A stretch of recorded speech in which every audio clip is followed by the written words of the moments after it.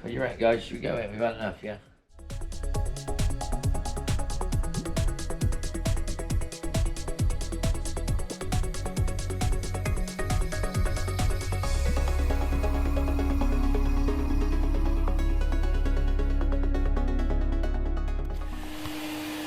Right guys, just a quick fill you in here.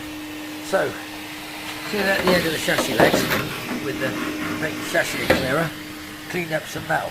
So, hoovering out the end of the chassis legs, drill some holes so I can plug weld it against there. I'm going to be against there. I've got the bulkhead marked out over there, and I've got the idea there. So don't, you don't start all hating at the same time.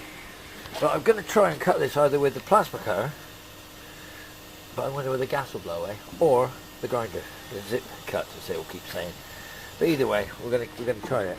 Obviously, we've got the assistance here. As you can see, this has had quite a lot of surgery on the bottom anyway. Not too worried about that, to be honest. It'll be strong enough. You watch. You won't recognise it when we've done it. So when we finished it, it'll look, well, see that isn't even on straight. Yeah, that one's missing completely. So we'll get them replaced with something else. And we'll get all that done. So we've got an idea here, we've got some measurements, and we seem to agree that the end of these left chassis legs have got to be cut at 7.5 degrees, I think it is. Yeah, 7.5 degrees. So we're going to get our trusty 7.5 degree tool out, and when I get all this prepped ready, because I want to do it all in one go, I'm going to cut that in half as well. That's my rear floor. So once I get where the bulkhead's going to sit up to the floor, I will then work where that's going to go to do the T section. So that'll be that. Then we're going to weld it in. Well, we'll start welding it. We'll start tack welding. We'll start getting the ideas, because like I said, I think when the legs come out here, they're filleting, I've got to turn them like that 7.5 degrees, and then they'll run parallel the full sort of second 7 foot to the back, and then it's a matter of the diff mounting, and well, that'll be it. As we say, things can only get better. What do you say, Kat? Don't say anything. See you in there. Right guys, so it's the old head shed, the old I've never had one of these before, but the bloody thing seems to work pretty well. I think the pressure's low. But anyway, so we cut the back bulkhead panel. We got a big patch there where it ripped out, but we got to measure this in and get that into the line. And then we got to do some holes in here and here for plug welds. Now that's come to about there. I think it needs to be shorter. It needs to come further this way. So I think I'm going to be pulling this out a bit, maybe by an inch. Maybe by a couple of inches. Maybe I'll make it by 6 inches. I've still got to cut this up, and that's going to come down and do the top axe section along there, right? Both sides. But the rear bulkhead panel has to be made. Now we've got it. There. See, we've got that.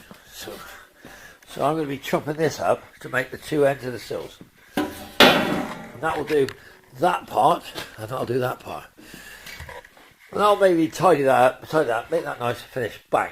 And then we're on to the 9-inch pieces, which we've measured it. Now, everyone's going to go, yeah, I got, can you see that? See that there? That is 7.5 degrees. That 7.5 degrees on both of those should turn me parallel. So my two other ones should come out parallel. So I'm parallel with my two of those. Yeah. Well, hey. Look, guys. It's all very well for you professionals. So I'm just me. Just me. There's only me. There's no one else. Why me? Because you're here, Ed. There's no one else. I've got no one else to help me. I've got my two cats, Tiger and Jag. I've also got my French friends helping me. But look, guys, look at that. If you get this, which you might not, I don't know. If you do, just remember, it could be worse. It could be for you out here. It's freezing bloody cold.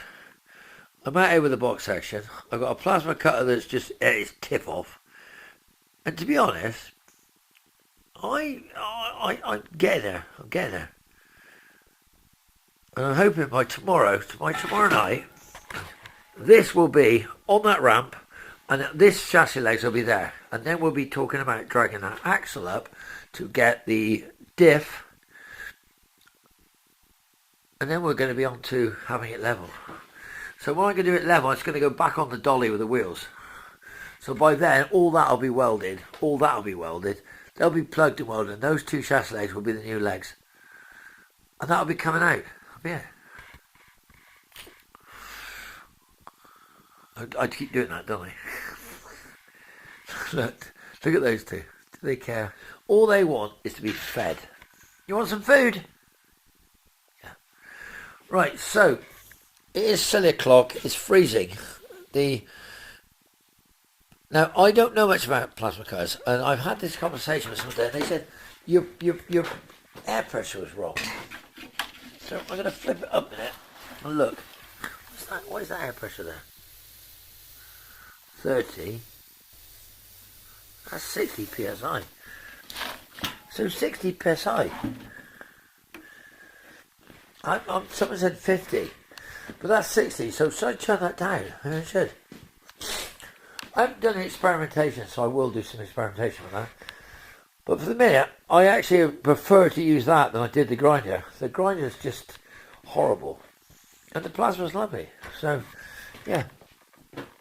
So I think you're going to see a lot more of the Ed plasma, and a lot less of the Ed. I don't know, the Ed something. But anyway, but yeah, that's going to need a big patch in there. Well, I've got a bit of rusty old steel, which I can do. And once I get that rear bulkhead in, now the problem is I'm going to try and measure the end of the sills, but I think the end of the sills are fine. So I'm going to find a measure from one of the old, maybe the seatbelt. I'm going to measure from that seatbelt mount, because that one and its mate are probably the same. So if I measure from there to there, and I measure from there to there, that will come across. Yeah? Look, guys, it's on inside.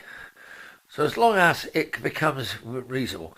Now, the bottom wishbones you're stuck with, and you can alter the camber, but you cannot alter the track, because the wishbones are bolted to the diff. Put spaces behind the diff. You can put space it out a little bit, but if it's that far out, then you can't do it. It's going to be scrap. So I'm going to try and do the best I can and say, look,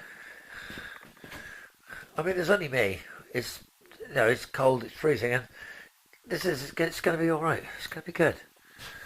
That's going to be good. That's going to be good.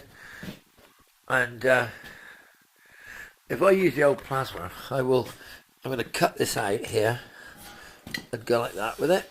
Do a curve, weld that to the original tunnel. So that's done. And then that bit there I might weld in here. I haven't dressed in it. I haven't done any hammering there. I'll do that. Before I weld that in, I'm going to hammer that up. And then I'm going to cut those things off here. And it's mate up there. So yeah. And I did clean a bit of this out. It's like, they spent a lot of time making all these rebates. Look at this. Something did on this. I mean, so they didn't do on there and finish the bloody thing. You bastards. Maybe they didn't, so I'm going to have to. Now, this is just another, like a Ed Shed talk of rubbishness.